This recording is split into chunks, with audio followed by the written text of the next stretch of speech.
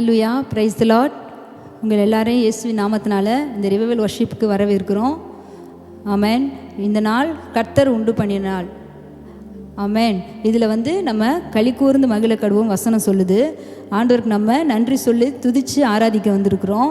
அவரை துதிக்க வந்தாலே நமக்குள்ளே ஒரு சந்தோஷந்தான். துதி எடுத்தால் சாத்தான் ஓடுவான்ற மாதிரி நம்ம துதிக்கும் போது தான் நம்ம பல காரியங்கள் நம்ம வாழ்க்கையில் நடக்குது. அதனால் நம்ம சந்தோஷத்தோடு உற்சாகத்தோடு ஆண்டவரை கொண்டாடி துதிக்க போகிறோம். துதியின் ஆடை அணிந்து துயரமெல்லாம் மறந்து துதித்து மகிழ்ந்திருப்போம், நம் தூயவரில் மகிழ்ந்திருப்போம். துதியின் ஆடை அணிந்து துயரமெல்லாம் மறந்து துதித்து மகிழ்ந்திருப்போம், நம் தூயவரில் மகிழ்ந்திருப்போம். இந்த நாள் கர்த்தர் தந்த நாள், இதிலே களி கூறுவோம். இந்த நாள் கர்த்தர் தந்த நாள், இதிலே களி கூறுவோம். புலம்பல் இல்லை, இனி அழுகை இல்லை, இன்று புசித்து கொடுத்து கொண்டாடுவோம். புலம்பல் இல்லை, இனி அழுகை இல்லை, இன்று புசித்து கொடுத்து கொண்டாடுவோம். துதித்து துதித்து மகிழ்ந்திருப்போம், துயரம் அனைத்தும் மறந்திருப்போம். துதித்து துதித்து மகிழ்ந்திருப்போம், துயரம் அனைத்தும் மறந்திருப்போம். இந்த நாள் கர்த்தர் உண்டு பண்ணினாலாம். இதில் களி கூர்ந்து மகிழ கடவுள்னு வசனம் சொல்லுது. அதனால் அப்படின்னா என்னென்னா, புலம்பல் கிடையாது, அழுகை கிடையாது, நம்ம எதை குறிச்சும் கவலை கிடையாது. கர்த்தர் உண்டு பண்ண நாளில் புலம்பலுக்கு இடம் இல்லை, அழுகைக்கு இடம் இல்லை, கவலைக்கு இடம் இல்லை. நம்ம எல்லாம் சந்தோஷத்தோடு இந்த நாள் கர்த்தர் உண்டு பண்ணின நாள், இதில் களி கூர்ந்து மகிழ கடவுள்னு களி கூறும்போது எல்லா புலம்போடு ஓடி போயிடும். ஆமென்.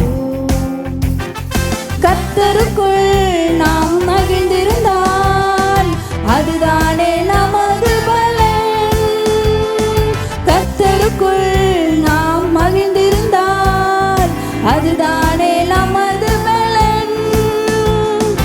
எத்தனையோ நன்மை செய்தவரை இன்று ஏற்றி போற்றி புகழ்ந்திடுவோம்.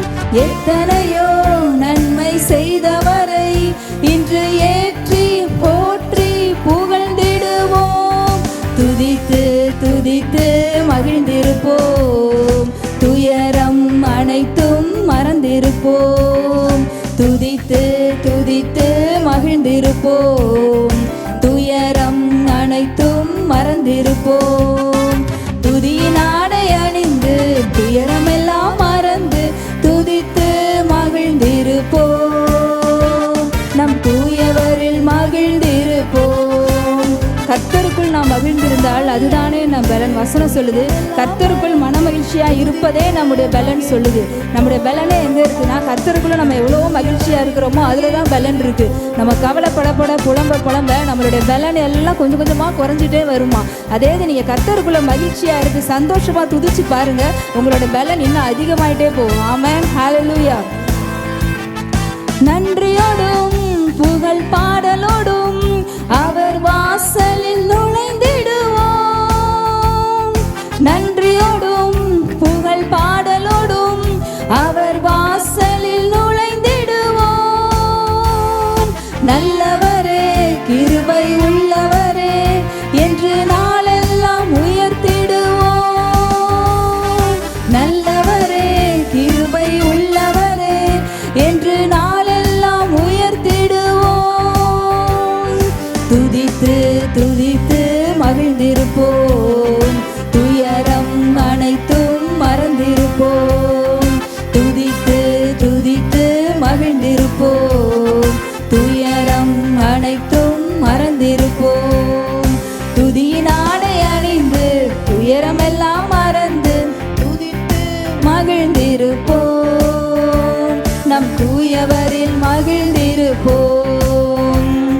புலம்பலுக்கு பதில் ஆனந்தமே, இன்று ஆனந்தம் ஆனந்தமே. புலம்பலுக்கு பதில் ஆனந்தமே, இன்று ஆனந்தம் ஆனந்தமே.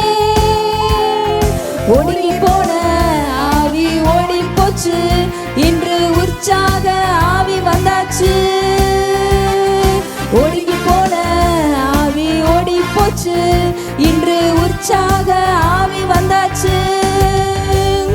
துதித்து துதித்து மகிழ்ந்திருப்போம், துயரம் அனைத்தும் மறந்திருப்போம். துதித்து துதித்து மகிழ்ந்திருப்போம், துயரம் அனைத்தும் மறந்திருப்போம்.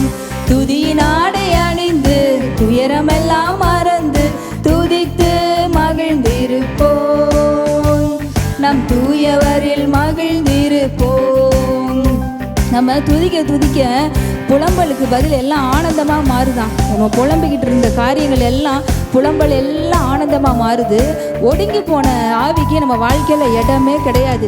எந்தெந்த காரியங்கள்லாம் உங்களை ஒடுக்கி வச்சுருக்கோ, எதெல்லாம் ஒடுங்கி போயிருக்கீங்களோ, அதுலேருந்து வெளியே வர முடியாமல் தலை நிமிர முடியாமல் ஒடுங்கி இருக்கீங்களோ, அந்த ஒடுங்கி போன ஆவியெல்லாம் ஓடி போச்சான். நம்ம துதிக்கும் போது, இப்போ நீங்கள் துதிக்கும் போது அந்த ஒடுங்கி போன ஆவியெல்லாம் உங்கள் வாழ்க்கையை விட்டு உங்களை விட்டு ஓடி போகுது. உற்சாக ஆவி வந்துருச்சு, உற்சாக ஆவி வந்துருச்சு. விசுவாசத்தோடு நீங்கள் துதிச்சு பாடும்போது ஒருத்தரை இந்த இதில் கலந்து துதிக்கிற ஒருத்தரை உற்சாகத்தின் ஆவி நிரப்புது. ஆமென். துயரத்துக்கு பதில் ஆறுதலே, இன்று ஆறுதல் ஆறுதலே. துயரத்துக்கு பதில் ஆறுதலே, இன்று ஆறுதல் ஆறுதலே. சாம்பலுக்கு பதில் சிங்காரமே, இன்று சிங்காரம் சிங்காரமே. சாம்பலுக்கு பதில் சிங்காரமே, இன்று சிங்காரம் சிங்காரமே. துதித்து துதித்து மகிழ்ந்திருப்போம், துயரம் அனைத்தும் மறந்திருப்போம். துதித்து துதித்து மகிழ்ந்திருப்போம், துயரம் அனைத்தும் மறந்திருப்போம்.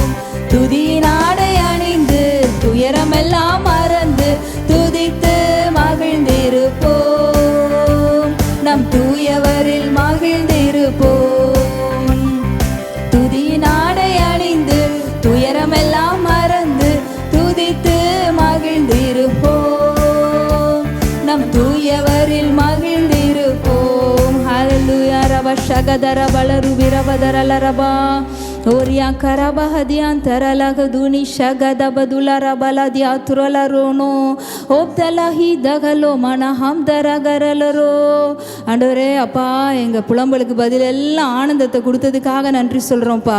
அப்பா, ஒடுங்கி போன ஆவி எல்லாம் ஓடி போச்சு. உற்சாகத்தின் ஆவி எங்களை நிரப்புனதுக்காக நன்றி சொல்கிறோம் ஆண்டவரே. அப்பா, எங்களுடைய துயரத்துக்கு பதில் நீங்கள் ஆறுதலை கொடுத்துட்டீங்க, அதற்காக நன்றி சொல்கிறோம். எங்களுடைய சாம்பலெல்லாம் எடுத்து போட்டு சிங்காரமாக்கிட்டீங்க ஆவியானவரே. அப்பா, நம்ம வாழ்க்கை ஆண்டவர் நம்ம வாழ்க்கையில் இருக்க சாம்பல் எல்லாம் அகற்றி சிங்காரிக்கிறவராக இருக்காதான், அதை அழகுபடுத்துறவராக இருக்காரு. நம்மளுடைய சாம்பல் எல்லாம் நீங்கி அதை சிங்காரமானதுக்காக நன்றி சொல்லுவோமா? நன்றி சொல்கிற ஆண்டவரே, உம்மை துதிக்கிறோம் துதிக்கிறோம். இவ்வளோ நாள் நன்றியோடும் புகழ் பாடலோடும் அவர் வாசலில் நுழைந்துடுவோன்னா, ஆண்டவர் இவ்வளோ நாள் நமக்கு எவ்வளோ நன்மை செஞ்சுருக்காரு, எத்தனையோ நன்மை செஞ்சுருக்காருல்ல.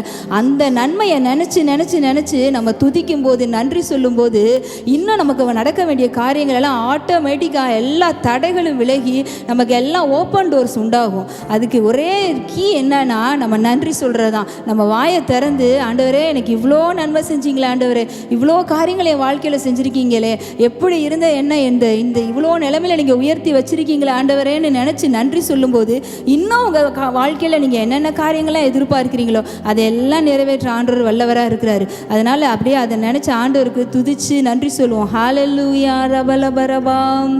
யெகோவா ஈரே, உம்மை துதிக்கிறோம். எங்கள் தேவைகளை எல்லாம் சந்திக்கிறவரே, உங்களுக்கு நன்றி சொல்கிறோம் ஆண்டவரே. யெகோவா ஷம்மா, எங்களோடு கூடவே இருக்கீங்களேப்பா, அதற்காக நன்றி நன்றி. யெகோவா ஷாலோம், எங்களுக்கு சமாதானத்தை கொடுக்குற தேவனாக இருக்கிறீங்கப்பா, அதற்காக நன்றி சொல்கிறோம். ஓ ரபலரி அந்தி ரஹப்தலரோ ரபா ஷகதர பலரோ ஓலி மலதி அந்தோல மதிய ஹாம் தொகலி கபரு ஷனா கபதுனா ஓப்லே கபாதியாம் தோல மதுரா ஹப் தேக்லோ மரிகினா ஓ begala ragadiyala badura ham digola raba ora baladia balaro ola diankara balaro gadari aviyanavare ora bashagadara balaru rabaraba. Jehovah ஈரே, தந்தையாம் தெய்வம், நீர் மாத்திரம்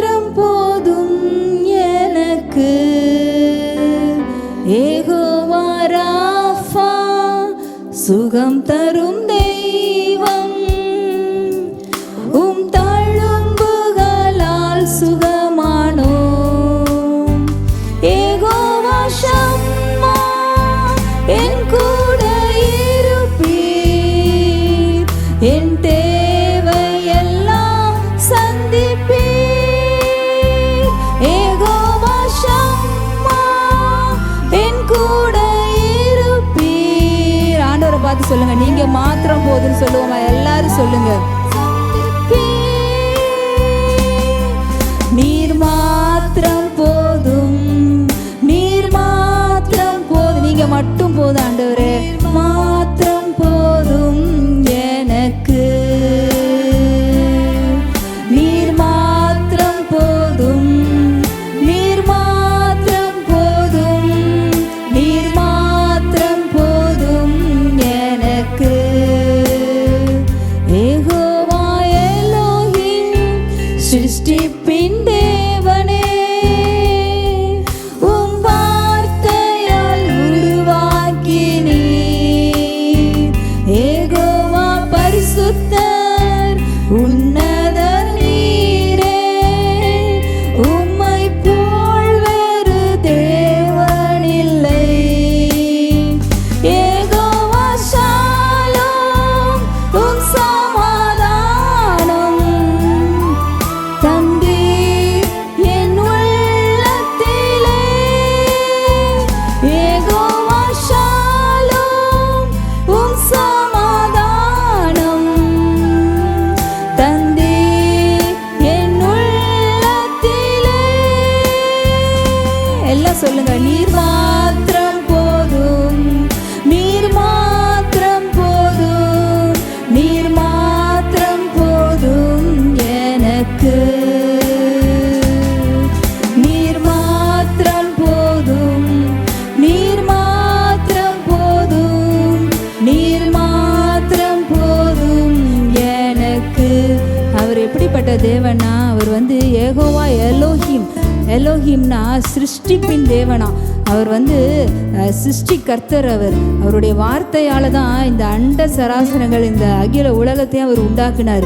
அந்த சிருஷ்டிப்பின் தேவன் யெகோவா எலோஹிம் எங்கே இருக்காருன்னா, அந்த சிருஷ்டிப்பின் தேவன் நம்ம கூட தான் இருக்காரு, நமக்குள்ளே தான் இருக்கிறாரு.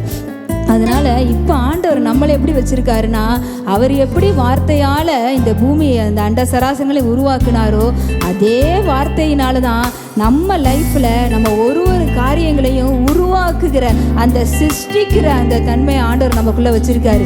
ஏன்னா சிருஷ்டி கர்த்தர் நம்மளோட கூட இருக்காரு.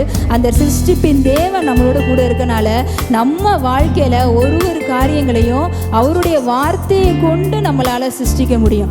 ஆண்டவர் சொல்கிறாரு, வாழ்க்கையில் ஒரு வார்த்தை தான், வார்த்தையினால தான் ஆதியிலே வார்த்தை இருந்தது, அந்த வார்த்தை தேவனிடத்தில் இருந்தது, அந்த வார்த்தை தேவனாய் இருந்தது. அந்த வார்த்தை தான் நமக்குள்ள இருக்கு, உங்களுக்குள்ள இருக்கு, எனக்குள்ள இருக்கு.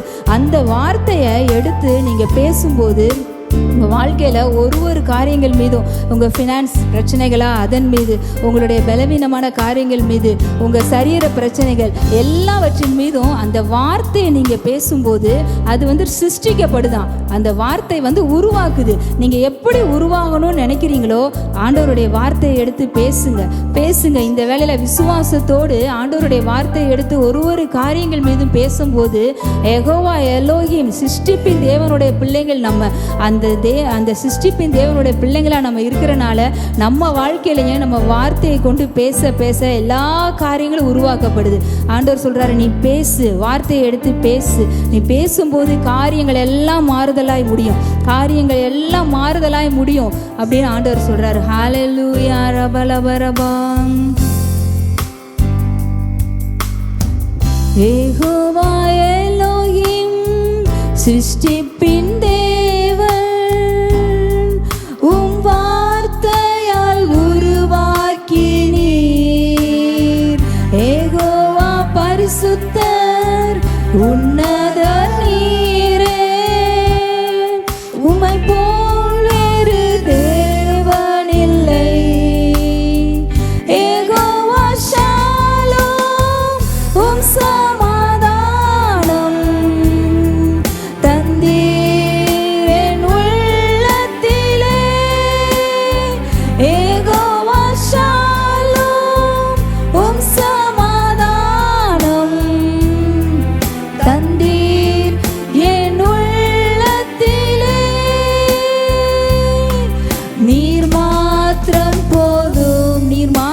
போதும் ஆண்டவரே, போதும், நீர் மாத்திரம் போதும் எனக்கு,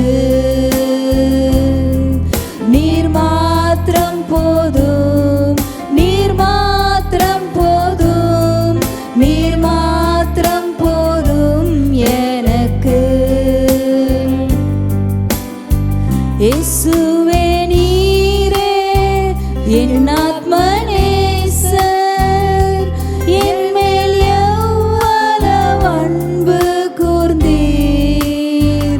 என்னையே மீட்க உம்மையே தந்தீர், உம் அன்பிற்கு இணையில்லையே. என் வாழ்நாள் முழுதும் உமக்காக வாழ்வேன், நீரே என்றென்றும் போதும். என் வாழ்நாள் முழுதும் உமக்காக வாழ்வேன், நீரே என்றென்றும் போதும். நீர் மாத்திரம் போதும், நீர் மாத்திரம் போதும், நீர் மாத்திரம் போதும் எனக்கு, நீர் மாத்திரம் போதும், நீர் மாத்திரம் போதும், நீர் மாத்திரம் போதும் எனக்கு, நீர் மாத்திரம் போதும், நீர் மாத்திரம் போதும், நீர் மாத்திரம் போதும் எனக்கு, நீர் மாத்திரம் போதும், நீர் மாத்திரம் போதும், நீர் மாத்திரம் போதும் எனக்கு. ஆண்டவரே சப்பாவியானவரே, நீங்கள் மாத்திரம் எங்களுக்கு போதும் ஆண்டவரே. எங்கள் வாழ்க்கையில் நீங்கள் மாத்திரம் போதும்ப்பா. யெகோவா ஷாலோம், நீங்கள் மாத்திரம் போதும். யெகோவா ஷம்மா, எங்களோடு கூட இருக்கீங்களே, நீங்கள் மாத்திரம் எங்களுக்கு போதும்ப்பா. யெகோவா ராஃபா, எங்களுக்கு சுகம் கொடுக்கிறவரே, நீங்கள் மாத்திரம் எங்களுக்கு போதும். யெகோவா ஈரே, எங்களுடைய தேவைகளை எல்லாம் சந்திக்கிறவரே, நீங்கள் மாத்திரம் எங்களுக்கு போதும்ப்பா. இயேசுவே, எங்களுடைய ஆத்ம நேசரே, எங்கள் மேலே எவ்வளோ அன்பு கூர்ந்தீங்க ஆண்டவரே, எவ்வளோ அன்பு வச்சுருக்கீங்க ஆண்டவரே. எங்கள் மேலே வச்ச அன்புனால தான்ப்பா தேவன் தம்முடைய ஒரே பேரான குமாரன் இந்த உலகத்துக்கு அனுப்புனதே உங்கள் மேலே என் மேலே வச்ச அன்பு தான். அந்த அன்புக்கு ஈடு இணையே கிடையாது. அந்த அன்புக்கு அகலம் ஆழமே கிடையாது. அவ்வளோ ஈடு இணையில்லாத அன்பு, நிகரில்லாத அன்பு இயேசுவின் அன்பு. அந்த அன்புக்காக நன்றி சொல்லுவோமா? ஹல்லேலூயா ரபல ரஷகத ரபரபா. இங்கே வாழ்நாள் முழுவதும் உங்களுக்காக தான் ஆண்டவர். எங்களுடைய வாழ்க்கை, எங்களுடைய ஆவி, ஆத்மா, சரீரம் எல்லாம் உமக்கு தான் ஆண்டவர். நாங்கள் அர்ப்பணிக்கிறோம்ப்பா. இந்த வேலையில் எல்லாரும் அர்ப்பணிப்போமா? ஏசப்பா, எங்களுடைய ஆவி, எங்களுடைய ஆத்மா, சரீரம் உங்ககிட்ட அர்ப்பணிக்கிறோம் ஆண்டவரே.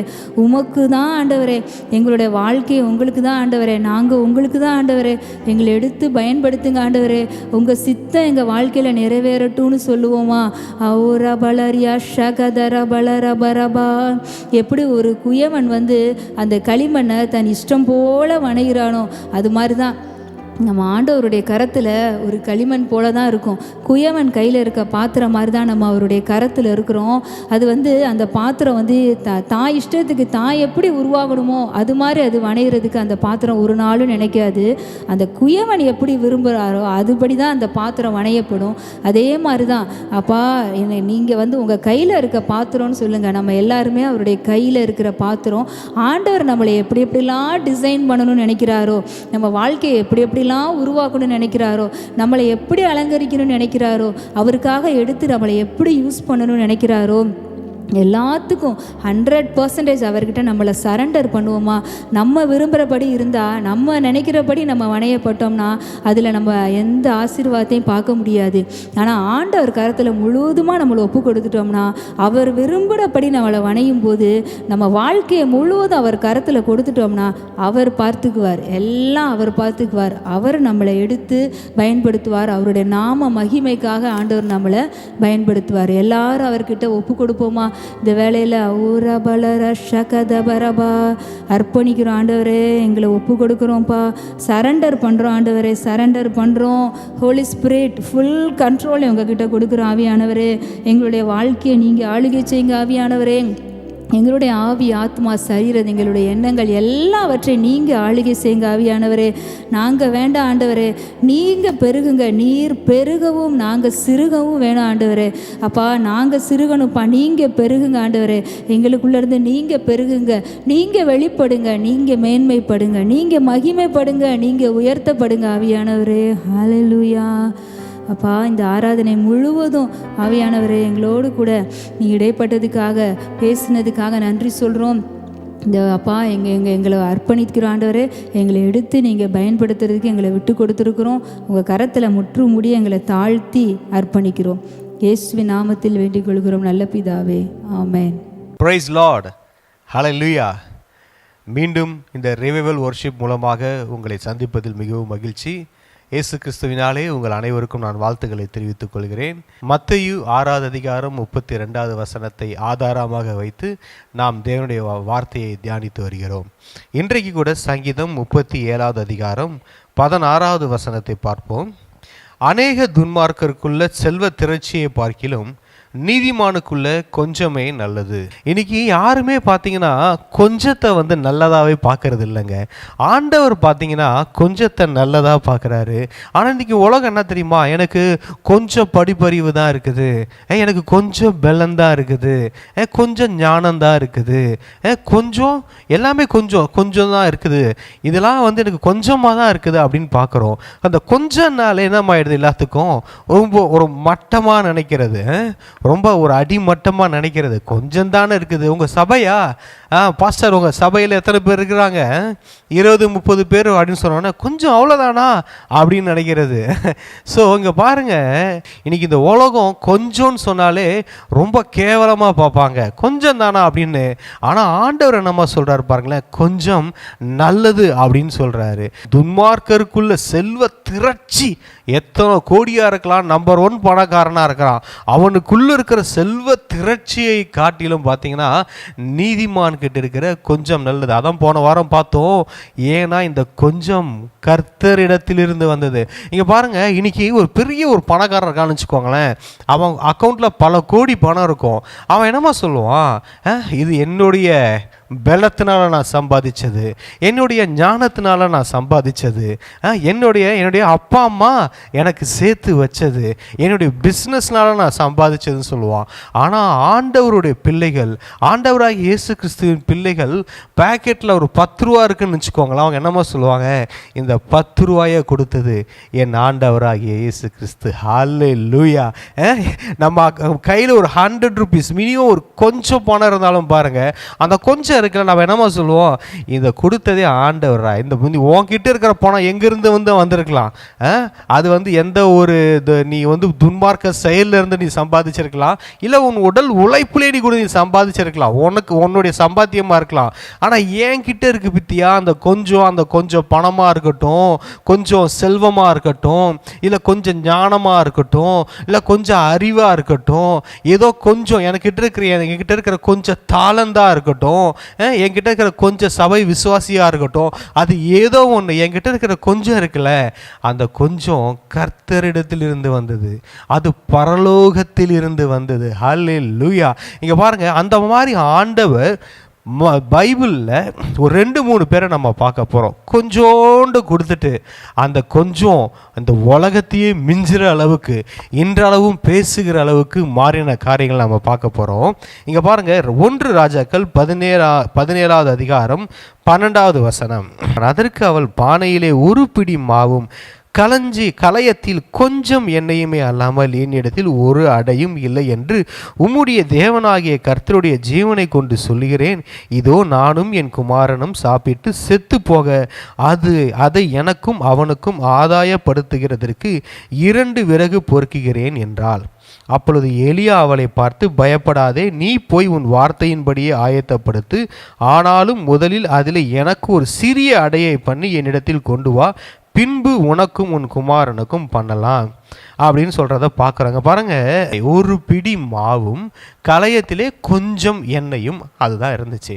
அவன் என்ன சொல்கிறான், இங்கே பாருங்கள், ஆண்டவர் இந்த எலியாவை எங்கே அனுப்புகிறாரு பாருங்கள். அங்கே ஒரு வேளை பெரிய பெரிய பணக்காரர்கள் இருந்திருக்கலாம், எவ்வளோ செல்வ திரைச்சில் இருக்கிற நம்பர் 1 பணக்காரர்கள்லாம் இருந்திருக்கலாம் பாருங்கள். ஆனால் அவருங்க அனுப்புகிறாரு, கொஞ்சோண்டு எண்ணெய் வச்சுக்கிட்டு இருக்கிற, கொஞ்சோண்டு மாவு வச்சுக்கிட்டு இருக்கிற ஒரு விதவை கிட்ட அனுப்புகிறாரு. அந்த விதவையும் சொல்கிறா, ஐயா என்கிட்ட எண்ணெய் கொஞ்சோண்டு இருக்குது, மாவு கொஞ்சோண்டு இருக்குது, அவ்வளோதான் இருக்குது அப்படின்னு சொல்கிறா. இங்கே பாருங்கள், அந்த ஒரு தெளிவு வரணும். அந்த பஞ்ச காலத்திலும் அந்த நெருக்கடியான சூழ்நிலையிலையும் அவகிட்ட அந்த கொஞ்சம் எண்ணெயும் அந்த கொஞ்சம் மாவையும் கொடுத்தது யார் தெரியுங்களா? தேவாதி தேவன். ஹல்லேலூயா. கடைசியாக கொஞ்சோண்டு இருந்துச்சு பார்த்தீங்களா? அந்த கொஞ்சோண்டு கூட யார் கொடுத்தது தெரியுமா? கர்த்தர் கொடுத்தது. ஹல்லேலூயா. இன்னைக்கு சொல்கிறீங்களா, பிரதர் கொஞ்சோண்டு இருக்குது பிரதர், அவ்வளோதான், இதுக்கு மேலே ஒன்றுமே பண்ண முடியாது என் வாழ்க்கையில் கொஞ்சோண்டு இருக்குது, கொஞ்சோண்டு எண்ணெய், கொஞ்சோண்டு மாவு, அவ்வளோதான், நான் எங்கள் பிள்ளைங்க சாப்பிட்றதுக்கு அவ்வளோதான் இருக்குது பிரதர், எங்கள் வாழ்க்கை அப்படி தான் ரொம்ப நாளாக இருக்குது அப்படின்னு சொல்கிறீங்களா? இங்கே பாருங்கள், ஆண்டவர் சொல்கிறாரு, கொஞ்சோண்டு இருக்குதுன்னு சொல்கிறீங்களா? தினந்தரம் புலம்பிக்கிட்டு இருக்கீங்களா எல்லாரும்? கொஞ்சமாக இருக்குது, என் வாழ்க்கைக்கு இது கொஞ்சமாக இருக்குது, என் சம்பாத்தியத்திற்கு இது கொஞ்சமாக இருக்குது, என் வாழ்க்கையை நடத்துறதுக்கு இது கொஞ்சமாக இருக்குது, என் ஊழியத்தை நடத்துறதுக்கு இது கொஞ்சமாக இருக்குது, எல்லாவற்றுக்கும் இது கொஞ்சமாக இருக்குன்னு சொல்கிறீங்களா? ஆண்டவர் சொல்கிறார், எப்பா அந்த கொஞ்சத்தை கொடுத்ததே நான் தான்ப்பா அப்படின்றாரு. ஹல்லேலூயா. அந்த கொஞ்சத்தை எடுங்க, அந்த கொஞ்சத்தை எடுத்து அந்த கொஞ்சத்தில் ஆண்டவர் உங்ககிட்ட எதிர்பார்க்கறது என்ன தெரியுங்களா? உண்மையும் உத்தமத்தையும் எதிர்பார்க்கிறார். ஹல்லேலூயா. அந்த கொஞ்சத்தில் ஆண்டவர் உங்ககிட்ட எதிர்பார்க்கறது உண்மையும் உத்தமும். பாருங்க, அவன் என்ன செஞ்சா, ஊழியக்காரன் தேவ மனுஷன், அவர் கேட்ட உடனே அதில் ஒரு அடைய பண்ணி அவருக்கு கொடுக்கும்போது பார்த்தங்க, அதுக்கப்புறம் நடந்த மிராக்கிளை நம்ம பார்க்குறோம். அவள் போய் எலியாவின் சொற்படியே செய்தால் இவனும் அவள் வீட்டாரும் அநேக நாள் சாப்பிட்டார்கள். கர்த்தர் எலியாவை கொண்டு சொன்ன வார்த்தையின்படியே பானையிலே மா செலவழிந்து போகவும் இல்லை, கலசத்தின் எண்ணெய் குறைந்து போகவும் இல்லை. ஹல்லேலூயா. பாருங்க, அந்த கொஞ்சத்தில் அவள் உண்மையாக இருக்கும்போது, கர்த்தருடைய வார்த்தைக்கு கீழ்ப்படிந்து வார்த்தைக்கு கீழ்ப்படிந்து அதில் மாவை பிசைஞ்சி அதில் ஒரு அடையை சுட்டு அவர் எலியாவுக்கு கொடுத்தம்போது பாருங்க, அந்த கொஞ்சோண்டு மாவு அந்த தேசத்தில் மலையை கர்த்தர் கட்டளையிடுகிற நாள் வரைக்கும் அந்த மாவு பெருகிடுச்சு. அந்த கொஞ்சோண்டு இருந்த மாவு அப்படியே கொஞ்சம் கொஞ்சமாக பெருகிடுச்சு பாருங்க. அந்த கொஞ்சோண்டு இருந்த எண்ணெய் அது அப்படியே வலிகிற அளவுக்கு பெருகிடுச்சு பாருங்க. அந்த மாதிரி இன்னைக்கு உங்ககிட்ட இருக்கிறத, பிரதர் கொஞ்சோண்டு தான் இருக்குன்னு சொல்றீங்களா? அந்த கொஞ்சம் போதுங்க, கொஞ்சம் போதும். நீங்க ஏன் தெரியுமா அதை கொஞ்சம்னு பார்க்குறீங்க? வெளியே துன்மார்க்கன் கிட்ட இருக்கிற திரட்சியான செல்வத்தை பார்க்கறதுனால தான், நீங்கள் கம்பேர் பண்ணுறதுனால தான் உங்கள்கிட்ட கொஞ்சம் நினைக்கிறீங்க. துன்மார்க்கனை விடுங்க, நீங்கள் என்ன பண்ணிடுறீங்கன்னா, இன்னொரு பிலீவர், இன்னொரு ஊழியக்காரங்களோட அவங்களோட உங்கள் மினிஸ்ட்ரியை கம்பேர் பண்ணுறீங்க, அவங்களோட உங்கள் தாளந்தை கம்பேர் பண்ணுறீங்க. அப்படி கம்பேர் பண்ணும்போது எனக்கு இது கொஞ்சம் தானே அப்படின்னு நினைக்கிறீங்க. ஆண்டவர் என்ன சொல்கிறாரு, அதையும் இதையும் பார்க்காதீங்க, மற்றதை பார்க்காதீங்க. மேகம் போன்ற திரளான சாட்சிகள் நம்மை சூழ்ந்து கொண்டிருக்கிறார்கள், அவர்களை பாருங்க, அவங்க லைஃப்பில் நான் கொஞ்சத்திலிருந்து எப்படி உயர்த்தினன்றதை பாருங்கன்றாரு. அப்போ அதை நம்ம ஃபோக்கஸ் பண்ணும்போது பாருங்க, கண்டிப்பாக உங்களுடைய கொஞ்சம் பெருகும். அதாவது கொஞ்சமாகவே இருக்கிறது யாருடைய தப்பு பாருங்க?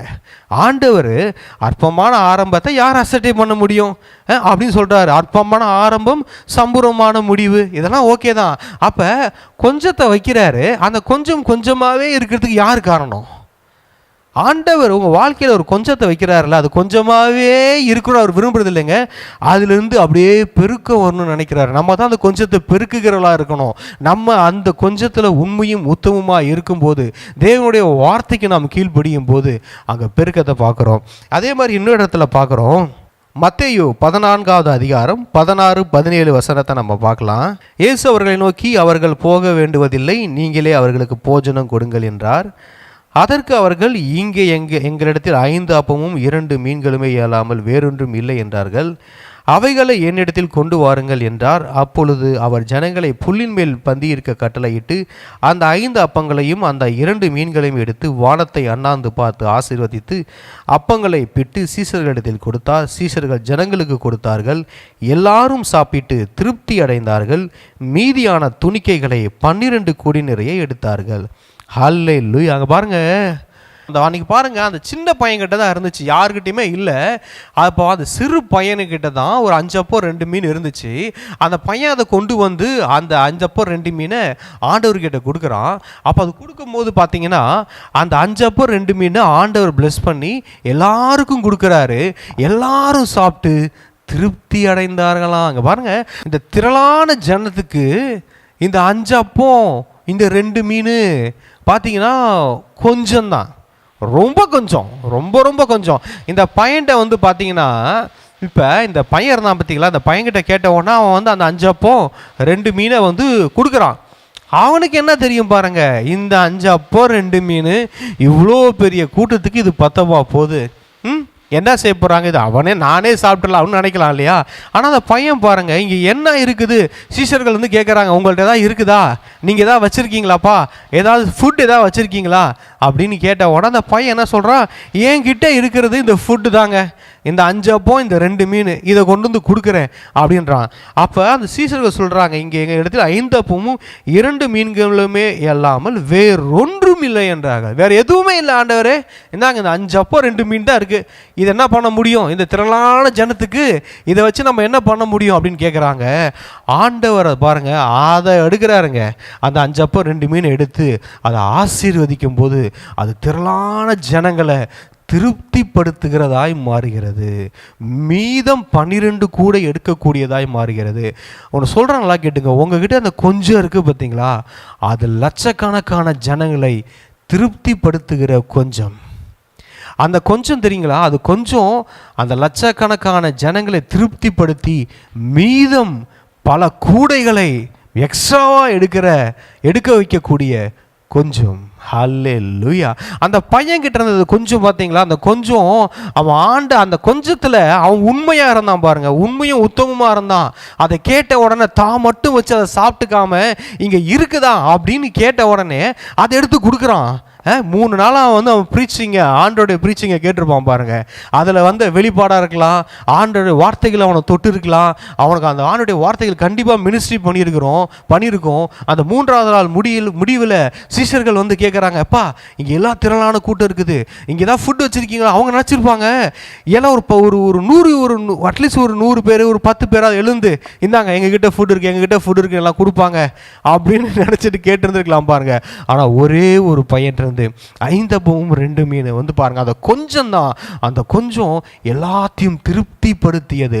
ஆண்டவர் சொல்றாரு, உன்கிட்ட இருக்குல்ல கொஞ்சம், அந்த கொஞ்சம் உன்னையும் திருப்திப்படுத்தும், உன்னை சுற்றி இருக்கிறவர்களின் தேவைகளை எல்லாம் திருப்திப்படுத்தும். அது போதும், அந்த கொஞ்சம் உங்களுக்கு போதுங்க. அந்த கொஞ்சம் உங்களை திருப்திப்படுத்துவதற்கு அந்த கொஞ்சம் மேலானது, அந்த கொஞ்சம் போதுமானது பாருங்க. அது மாத்திரமல்ல, அந்த கொஞ்சமே எக்ஸ்ட்ராவா எல்லாத்துக்கும் திருப்திப்படுத்தி எக்ஸ்ட்ராவா 12 கூட எடுக்கிறாங்க பாருங்க, மீதம் வர வைக்கிறது. உங்ககிட்ட இருக்கிற தேவைகளுக்கு இந்த கொஞ்சம் தான் நினைக்கிறியா, என் மணி நீடுக்கு, என்னுடைய எல்லா நீடுக்கு, என் ஊழியத்துக்கு இது கொஞ்சம் கம்மியா இருக்குன்னு நினைக்கிறியா? ஆண்டவர் என்னமோ சொல்றாரு, அது நீ கம்மி நினைக்கிற, அது கம்மி கிடையாதுப்பா. அது உன்னையும் திருப்திப்படுத்தி, உன் சபையையும் திருப்திப்படுத்தி, உன்னை சுற்றி இருக்கிற உன் குடும்பத்தையும் நண்பர்களையும் திருப்திப்படுத்தி மீதம் வேற எக்ஸ்ட்ராவா நீ எடுத்து வைக்கக்கூடிய அளவுக்கு அந்த கொஞ்சத்துக்கு வல்லமை இருக்கிறது. பணக்காரங்கிட்ட இருக்கிற திரளான திரட்சியை பாருங்க, அது அவனையும் திருப்திப்படுத்தாது, அது எவனையும் திருப்திப்படுத்தாது, அது டோட்டல் வேஸ்ட் பாருங்க. துன்மார்க்கன் கையில் இருக்கிற செல்வம் எதுவுக்கும் உதவாது பாருங்க, அது அவனுக்கும் உதவாது, அது எவனுக்கும் உதவாது. அப்போ நீதிமான் கையில் இருக்கிற கொஞ்சம், ஆண்டவருடைய பிள்ளைகளுடைய கையில் இருக்கிற கொஞ்சம், அது கொஞ்சம் அவர்களையும் திருப்திப்படுத்தும், மற்றவர்களையும் திருப்திப்படுத்தும். ஹல்லேலூயா. அடுத்தது இன்னொரு வார்த்தையை பார்ப்போம். 1 ராஜாக்கள் 18வது அதிகாரம் 43வது வசனத்தில் பார்க்குறோம். தன் ஊழியக்காரனை நோக்கி, நீ போய் சமுத்திர முகமாய் பார் என்றான். அவன் போய் பார்த்து ஒன்றும் இல்லை என்றான். நீ இன்னும் 7 தரம் போய்ப்பார் என்றான். 7ஆம் தரம் இவன், இதோ சமுத்திரத்திலிருந்து ஒரு மனுஷனுடைய உள்ளங்கை அத்தனை சிறிய மேகம் எழும்புகிறது என்றான். அப்பொழுது அவன், நீ போய் ஆகாபை நோக்கி, மழை உம்மை தடை செய்யாதபடிக்கு ரதத்தை பூட்டி போய்விடும் என்று சொல் என்றான். அதற்குள்ளாக வானம் மேகங்களினாலும் காற்றினாலும் கருத்து பெருமழை உண்டாயிற்று. ஹல்லேலூயா. இங்க பாருங்க, உள்ளங்கை அளவு சிறிய மேகம் இது வரைக்கும் நான் பார்த்ததில்லை. அதாவது மேகம் பார்த்துருக்குறோம், இந்த உள்ளங்கை அளவை விட சின்ன மேகம், அப்படி ஒரு குட்டி மேகத்தை நான் பார்த்ததில்லை. நான் எப்படியா இருந்தாலும் பார்க்கும்போது பார்த்தீங்கன்னா மேகம்லாம் கொஞ்சம் பெருசாக தான் இருக்கும் பாருங்கள். கொஞ்சம் ஒரு இந்த அளவு சைஸ் இருந்தால் கூட அது உள்ளங்கை அளவு மேகம் கிடையாது. இல்லை, வானத்துலேருந்து பார்க்குறோம் இந்த சைஸாவது இருக்கும் மேகம். ஆனால் இந்த உள்ளங்கையை விட சின்ன மேகம் அது எலும்புது பாருங்க. அது எலும்புன உடனே இந்த வெயிட் பண்ணிட்டு இருக்காரு பார்த்தீங்களா எலியா மலைக்காக. அதை பார்த்தோன்னு சொல்கிறோம், ஐயா மாதிரி மேகமே இல்லைன்னு சொல்லும் போது ஒரு உள்ளங்கை அளவு மேகம் வருது அப்படின்னு சொல்லி அவனுடைய வேலைக்காரன் சொன்ன உடனே பாருங்க, அடுத்தது எலியா, அதற்குள்ளாக வானம் மேகங்களினாலும் காற்றினாலும் கருத்த பெருமழை உண்டாயிற்று. கொஞ்சோண்டு உள்ளங்கை அளவு மேகம் எழும்பி வந்துட்டு என்ன ஆகுதுன்னா வானம் முழுவதும் மேகமாக மாறுது பாருங்க. ஹல்லேலூயா. கொஞ்சோண்டு மேகம் வந்துச்சு. அதை பார்த்த உடனே இன்னைக்கு நிறைய பேர் லைஃப்பில் பெரிய கருத்த மேகம் இருந்தால் கூட பாருங்க நம்புறதே கிடையாது. என்ன பிரதர் பெரிய கருத்த மேகம் வந்திருக்கு, இது என்ன பழைய பெய்ய போகுது, எனக்கு என்ன என் வாழ்க்கை மாறவா போகுது, இதனால் நான் விசுவாசிக்க முடியுமா, நான் பார்க்காத மேகமா அப்படின்னு வாங்க. அப்படி இல்லை. இங்கே பாருங்க, எலியாவுக்கு வெயிட் பண்ணிட்டு இருக்காரு, ப்ரேயர் பண்ணிட்டு இருக்கிறாரு. அவர் பார்க்குறாரு, ஒரு சின்ன ஒரு மேகம் வந்த உடனே, கொஞ்சோண்டு ஒரு மேகம் வந்த உடனே கன்ஃபார்ம் பண்ணிட்டார், மழை இருக்கு அப்படின்னு விசுவாசிக்க ஆரம்பிச்சிட்டார் பாருங்க. இன்னைக்கு என்னன்னா, நம்ம லைஃப்ல ஒரு சைன் வரும்போது, ஒரு சின்ன சைன் வரும்போதே நம்ம கொஞ்சம் உஷாராகணும் பாருங்க. ஒரு சின்ன ஒரு சைன், ஒரு கொஞ்சோண்டு ஒரு சைன் வரும்போதே நம்ம அலர்ட் ஆகணும் பாருங்க. நம்ம விசுவாசிக்கணும் பாருங்க. ஆண்டவருடைய கிரியையை நம்ம மதிக்கணும் பாருங்க. அந்த கொஞ்சம் ஆண்டவர் எதுவுமே இல்லாதப்ப, வானத்துல மேகமே இல்லை பாருங்க, வானத்துல ஒரு துளி ஒரு சொட்டு மேகம் கூட இல்லை பாருங்க. அப்படி இருக்கும்போது ஒரு உள்ளங்கை அளவு சின்ன மேகத்தை பார்க்கும் போது எலியா முடிவு பண்ணிட்டாரு, விசுவாசிக்க ஆரம்பிச்சிட்டாரு பாருங்க. ஆனா நம்ம எவ்வளோ பெரிய மேகம் நம்ம உடைய நின்னாலும், எவ்வளோ பெரிய கரு மேகம் நின்னாலும், நல்லா மழை இடிச்சிட்டு காற்று அடிச்சுட்டு மழை பெய்யறதுக்கு ரெடியாக இருந்தால் கூட விசுவாசிக்கிறோமான்னு பார்த்தா, இதெல்லாம் பெய்யுமா பிரதர், இந்த வழக்கு மழை வருமா, ஒரு நல்ல மழை வருமா அப்படின்னு இருப்போம். அப்படி இல்லை பாருங்க, அந்த சின்ன கருத்த மேகத்தை, அந்த சின்ன மேகத்தை அவர் பார்த்து, அந்த கொஞ்சோண்டு மேகத்தை அவர் விசுவாசித்தார். அவர் விசுவாசித்த போது பார்த்தீங்கன்னா அந்த கொஞ்சோண்டு மேகம் வானத்தை மூடியது. வானம் முழுவதும் மேகங்களாக முடியாது. பெரிய காற்று அடித்தது, வானம் முழுவதும் கருமேகங்களால் சூழ்ந்தது, நல்ல ஒரு பெருமழை பொழிந்தது. எங்கங்க? கொஞ்சோண்டு மேகத்தினால. அங்கே தான் ஆரம்பமாச்சு. ஹல்லேலூயா. உங்கள் வாழ்க்கையில் ஒரு பெரிய மழை வேணுமா, உங்கள் வாழ்க்கையில் ஒரு பெரிய காற்று வேணுமா, உங்கள் வாழ்க்கையில் ரொம்ப நாள் ஆசீர்வாதமான மழையே இல்லை, எதுவுமே இல்லை, வறட்சியாக இருக்குதுன்றீங்களா? சொல்கிறேன், அந்த உங்கள் வாழ்க்கையில் இருக்கிற அந்த கொஞ்சோண்டு மேகத்தை நம்புங்க. உங்கள் வாழ்க்கையில் அந்த மேகம் எழும்பும் போது அதை விசுவாசிங்க. உங்கள் ஒரு சைன் உங்கள் வாழ்க்கையில் ஆண்டவர் காட்டும் போது டக்குன்னு அதை பிடிச்சிக்கோங்க. அதை விட்டுட்டு என்னதான் ஆண்டு பெரிய சைன் காமிச்சாலும், என்னதான் ஆண்டு உள்ளங்கை அளவு மேகத்தை காட்டும் போதோ அதை அசட்டப் பண்ணாதீங்க. அந்த சின்ன சைனா இருந்தாலும் ஆண்டரை நீங்க காட்டுறீங்க, உள்ளங்கை அளவு மேகம் எனக்கு தெரியுது, இது என் வாழ்க்கையில் ஒரு பெரிய மலையை கொண்டு வரும் அப்படின்னு நீங்க விசுவாசித்து கிரியைகளை, உங்க விசுவாசத்தை கிரியைகளை காட்டும் போது பாருங்க பெரிய மலை வரும். ஹல்லேலூயா. ஒரு பெரிய மலைக்கு ஒரு கொஞ்சோண்டு மேகம் போதும். ஒரு கொஞ்சம் உள்ளங்கை அளவு மேகம் ஒரு பெரிய மலையை உங்கள் வாழ்க்கையில் கொண்டு வரும், நம்ம மூலமாக தேசத்தில் கொண்டு வரும். அந்த கொஞ்சத்துக்கு நம்ம உண்மையாக இருக்கணும், அந்த கொஞ்சத்தை நம்ம விசுவாசிக்கணும், அந்த கொஞ்சத்தை நம்ம நம்பணும் பாருங்க. எலியா நம்புறார், அது உள்ளங்கை அளவு மேகம் வந்த உடனே அதை நம்பினார் பாருங்க. ஸோ அந்த மாதிரி நம்ம நம்பணும். ஆண்டவருடைய கரத்தின் கிரியைகள், ஆண்டவருடைய கிரியைகள், சைன் அப்படின்னு வரும்போது அதை நம்ம ரெஸ்பெக்ட் பண்ணணும் பாருங்கள். அந்த கொஞ்சத்தில் நம்ம உண்மையாக இருக்கும்போது ஆண்டவர் நம்மை அநேகத்துக்கு அதிபதியாக இருக்கிறார். இந்த மாதிரி வேதத்தில் நிறையா காரியங்களை பார்க்கலாம் பாருங்கள். இன்றைக்கி நான் சொல்கிறது தான், நம்ம வாழ்க்கையில் ஆண்டவர் ஏதோ ஒன்று வச்சுருக்காரு. உங்களுக்கு கொடுக்கப்பட்ட தாளந்து அது கொஞ்சமாக இருக்கலாம், உங்களுக்கு கொடுக்கப்பட்ட சபை அது கொஞ்சமாக இருக்கலாம், உங்களுக்கு கொடுக்கப்பட்ட விசுவாசிகள் மிகவும் கொஞ்சமாக இருக்கலாம், உங்களுடைய ஊழியம் அதுவும் ரொம்ப சிறியதாக இருக்கலாம், யாருனே தெரியாத இடத்துல நீங்கள் இருக்கலாம், ஒரு அன்னவுன் பர்சனாக நீங்கள் இருக்கலாம். இங்கே பாருங்கள், நீங்கள் யாருக்கும் வெளியவே தெரியாம, ஏன்னா யாருன்னே தெரியாதுங்க, ஆனால் ஊழியம் செஞ்சுட்டு இருக்க நீங்கள் சொல்லலாம். ஒரு கிராமத்தில் இருக்கலாம், எங்கேயோ இருக்கலாம், தேசத்தில் இந்த உலகத்தில் ஏதோ ஒரு மூலையில் இருக்கலாம், நீங்கள் யாருன்னே யாராலும் அறியப்பட முடியாத ஒரு நபராக இருக்கலாம். ஆனால் பாருங்க, உங்ககிட்ட ஆண்டவர் கொடுத்திருக்காரு அந்த கொஞ்சம், உங்ககிட்ட ஆண்டவர் கொடுத்துருக்கிறாரில்ல அந்த கொஞ்சத்தில் நீங்கள் உண்மையாக இருங்க. ஆண்டவர் உங்ககிட்ட கொடுத்துருக்கிற அந்த கொஞ்சத்தில் நீங்கள் உண்மையாக இருங்க. அப்படி நீங்கள் கொஞ்சத்தில் உண்மையாக இருக்கும்போது உங்களை ஆண்டவர் அநேகத்தின் மேல் அதிபதியாய் அநேகத்தின் மேலே அதிகாரியாய் மாற்றுவார். ஹல்லேலூயா. நம்மெல்லாம் அப்படியே ஆண்டவரை நோக்கி பார்த்து ஜெபிப்போம். நன்றி ஆண்டவரே, நன்றி ஏசப்பா.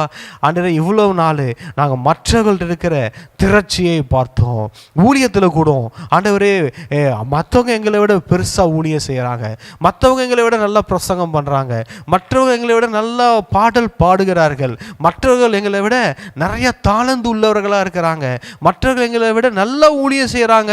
என்னால் எனக்கு கொடுக்கப்பட்டது ஒரு சின்ன ஊழியம் தானே, ஒரு சபையில் இருக்கிற ஒரு சின்ன ஊழியம் தானே, ஒரு பாஸ்டர் கீழே நான் ஒரு சின்னதாக இருக்கிறேனே, நான் ஒரு சாதாரண ஒரு ஊழியம் தானே செய்கிறேன் அப்படின்னு நீங்கள் நினைக்கலாம். ஆண்டவர் என்னமா சொல்கிறாரு, நீ எங்கே இருக்கிறியோ அங்கேயே இருந்து உனக்கு கொடுக்கப்பட்ட அந்த கொஞ்சத்தை எடுத்து யூஸ் பண்ணுன்னு சொல்கிறாரு. ஆண்டவர் சொல்கிறார், அந்த கொஞ்சத்தை எடுத்து யூஸ் பண்ணுங்கன்னு சொல்கிறாரு. பெரிய ஆண்டவரே, நாங்கள் எங்கே இருந்தாலும், இந்த உலகத்தில் எந்த மூலையில் இருந்தாலும், இன்றைக்கி இந்த ப்ரேயரில் யாரெல்லாம் என்கிட்ட கனெக்ட் ஆகிருக்கிறாங்களோ நாங்கள்லாம் ஒன்று சேர்ந்து உங்களை பார்த்து சொல்லுகிறோம், ஆண்டவரே உங்ககிட்ட இருக்கிற அப்பா நீங்கள் எங்களுக்கு கொடுத்த அந்த கொஞ்சத்துக்காக நன்றி. முதல்ல நாங்கள் நன்றி சொல்லுகிறோம், அந்த கொஞ்சத்துக்காக நன்றி. நாங்கள் மற்றவங்களோட கம்பேர் பண்ண மாட்டோம், அவங்களது பெருசாக இருக்குது ஊழியம், அவங்களுக்கு கொடுக்கப்பட்ட தாளந்து பெருசாக இருக்குது, எனக்கு கொடுக்கப்பட்ட தாளந்து கொஞ்சமாக இருக்குது, அப்புறம் நாங்கள் கம்பேர் பண்ணவே மாட்டோம். நீங்கள் எங்களை நம்பி கொடுத்த அந்த கொஞ்சத்துக்கு நாங்கள் உண்மையும் உத்தமமாக இருப்போம். அந்த கொஞ்சத்தை எடுத்து நாங்கள் யூஸ் பண்ணுவோம். அதுக்கு உண்மையும் உத்தமமாக இருக்கும்போது நீங்கள் அதை ஆசீர்வதித்து பெருக பண்ணுகிற தேவனாக இருக்கீங்க. ஆண்டவரே, இன்றளவும் நாங்கள் ஏதாவது தாளந்தை ஆண்டவரே நீங்கள் எங்களுக்கு கொடுத்த தாளந்தை நாங்களே மதிக்காமல் நாங்கள் புதைச்சி வச்சுருக்கோமானா அதை எடுக்கிறோம் ஆண்டவரே. அப்பா, எங்களுக்கு முன்னாடி அதை விட பெஸ்ட்டான தாளந்தில் நல்லா ஃபேமஸாக ஆண்டவரே ஷைன் பண்ணிகிட்டு இருக்கிற ஊழியக்காரங்க இருக்கலாம், அவங்க முன்னாடி நாங்கள் இந்த தாளந்தை எடுக்கும்போது அதை அற்பமாக எங்களை பார்ப்பாங்களா? அவங்களாம் சாதிச்சுக்கிட்டு இருக்கிறாங்க. நான் இன்னைக்கு அந்த எனக்கு கொடுக்கப்பட்ட தாளந்தை எடுக்கும்போது அவங்க என்ன இலக்காரணமாக பார்ப்பாங்களா? அப்படிலாம் நாங்கள் பார்க்காம எங்களுக்கு கொடுத்த நாங்கள் எடுக்கிறோம். நாங்களாம் ஒருமனப்பட்டு ஆண்டவரே நீங்கள் எங்களுக்கு கொடுத்த அந்த கொஞ்சத்தை அதை எடுக்கிறோம், அதை எடுத்து யூஸ் பண்ணுகிறோம், அதை எடுத்து உங்கள் சமூகத்தில் வைக்கிறோம், அந்த கொஞ்சம் அழைப்பை எடுத்து வைக்கிறோம். நீங்கள் பிளஸ் பண்ணுங்க அப்பா. நாங்கள் அதுக்கு உண்மையும் உத்தமமாக இருக்கும்போது எங்களை நீங்கள் அநேகத்துக்கு அதிபதியாக நீங்கள் மாற்றுகிற தேவனாக இருக்கீங்க ஆண்டவரே. அந்த கொஞ்சம் ஆண்டவர் எங்களையும் திருப்திப்படுத்தும், அது மற்றவர்களையும் திருப்திப்படுத்தும், அது எங்களையும் ஆசீர்வதிக்கும், அது மற்றவர்களையும் ஆசீர்வதிக்கும். இதனால் வரைக்கும் நீங்கள் எங்களுக்கு கொடுத்த அந்த கொஞ்சம் ஊழியத்தை, அந்த கொஞ்சம் தாளந்தை நாங்கள் மூடி வச்சதுக்கு நாங்கள் மன்னிப்பு கேட்குறோம் ஆண்டவரே. நாங்கள் மன்னிப்பு கேட்குறோம். இனிமேல் நாங்கள் எதையும் பார்த்து கம்பேர் பண்ண போகிறது இல்லை. நாங்கள் வெளியிருக்கிற ஜனங்களையோ துன்மார்க்கனையோ வெளியிருக்கிற நீதிமான்களையோ ஊழியக்காரர்களையோ பார்த்து நாங்கள் கம்பேர் பண்ண போகிறது இல்லை. எங்களுக்கு எபிரேயர் 12:1 கொடுக்கப்பட்டிருக்கிற அடர் மேகம் போன்ற திரளான சாட்சிகள் எங்களுக்கு இருக்கிறாங்க.